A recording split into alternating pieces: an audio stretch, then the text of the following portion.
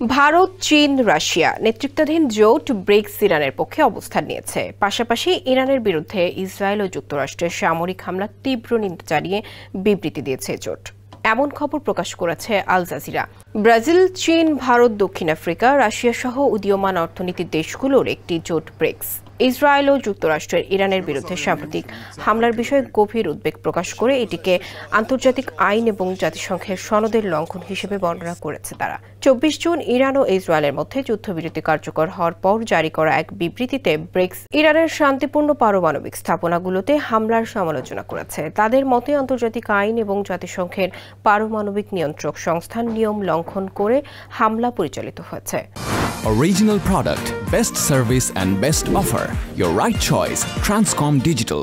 জোটটি যুদ্ধরত পক্ষগুলোকে কূটনীতিতে ফিরে আসার আহ্বান জানিয়ে বলেছে, পরিস্থিতি উত্তেজনা মুক্ত করার এবং শান্তিপূর্ণ উপায়ে তাদের মতভেদ নিরসনের লক্ষ্যে আলোচনার বিকল্প নেই। ইরান ও সংযুক্ত আরব আমিরাতও ব্রিক্স সদস্য।